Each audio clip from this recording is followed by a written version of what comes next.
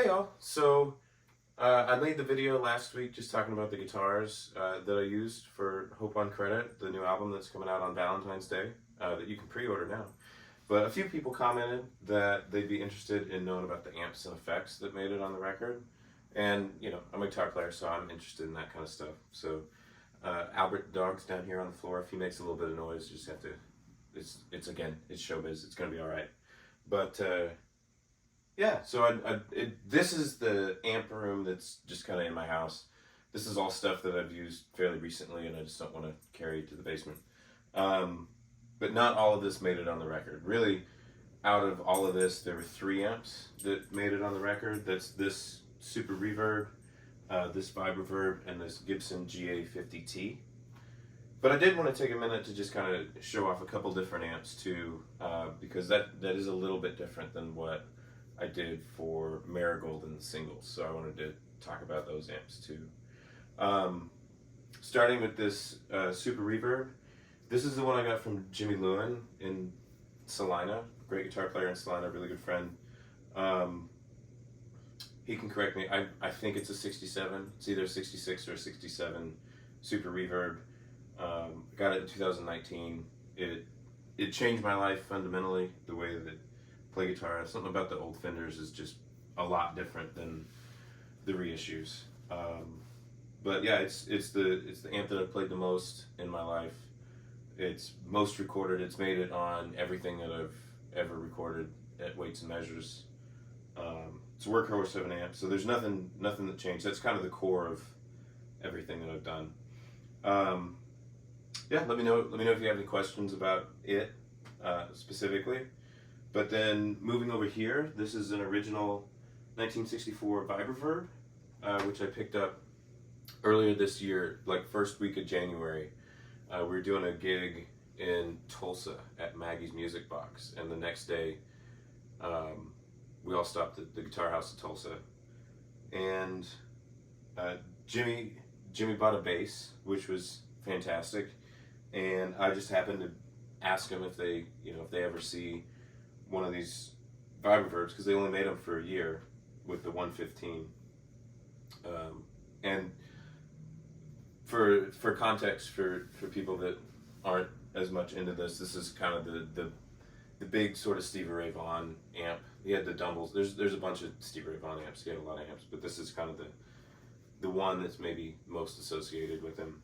I just asked them if they had one, and they said that they had one they hadn't even put out on the floor yet. So it came from an amp shop, Amp Tech, so it looks really clean, but it's original except for this badge, I think. And I replaced the speaker. I put a JBL E130, the ceramic one, and it sounds really, really good. So yeah, that amp is another one that changed my life, but I didn't have it for any of the other recording sessions, which is why it hasn't been on there. But I was really excited to get started on the record and start using it. And then moving on, lastly but definitely not leastly, hey buddy. This is a 1948 Gibson GA-50t that I got from Jack Root, of all people. He sold it to me, and when he did, he had told me that the speakers were blown, or needed one of them was blown, the other one needed recoating, and once I got in there, they were both kind of, the cones were disintegrating.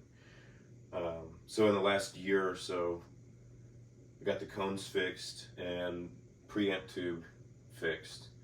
But it's a really cool amp. It's, in theory, it's associated with Joe Pass. That's what the internet says. I'm not using it in a very Joe Pass manner, but it's got a 12-inch speaker and an 8-inch speaker. It's about 18 watts.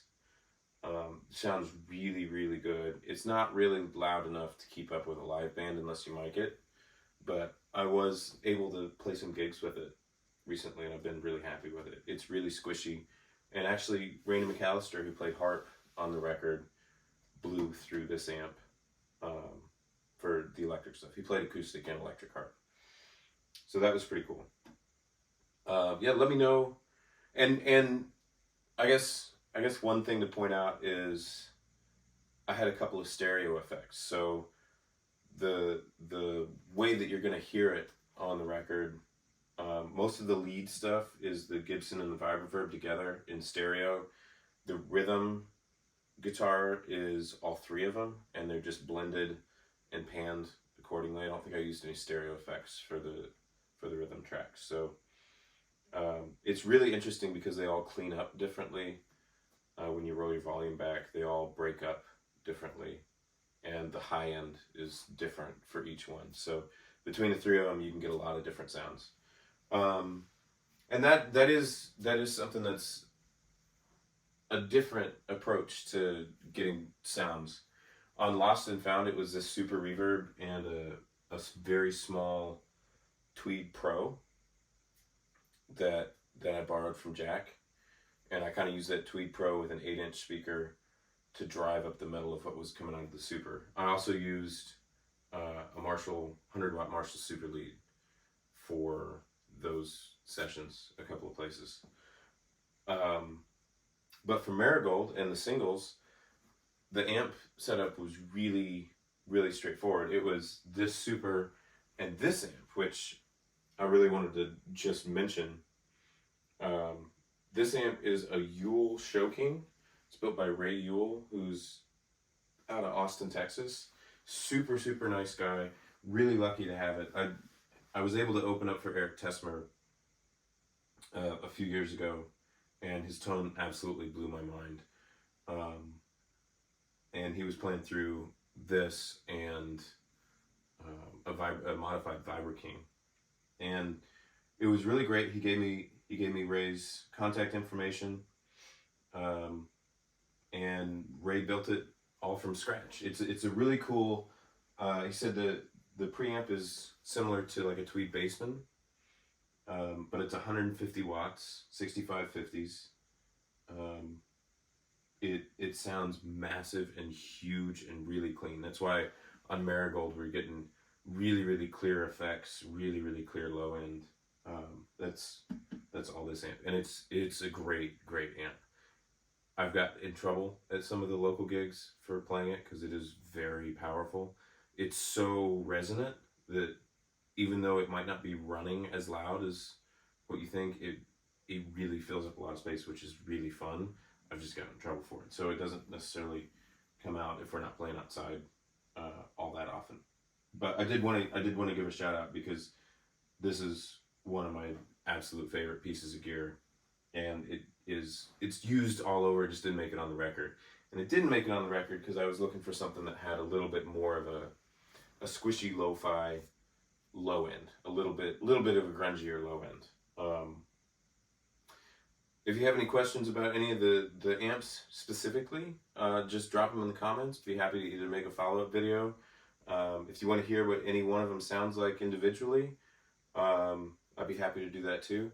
But, you know, if you want to hear what they sound like all mixed together in the way that I wanted it to sound, go ahead and pre-order that record. It's Hope on Credit, going to be out on Valentine's Day. The pre-order link will be in the comments. You're going to have it on CD and vinyl, and the streaming links, the pre-save streaming links should be live. Anyway, here's, you know, a bunch of old Fender amps, and they're all getting used. Appreciate you all watching. I appreciate the support, and shout out to Albert, who's been very, very chill. So, yeah.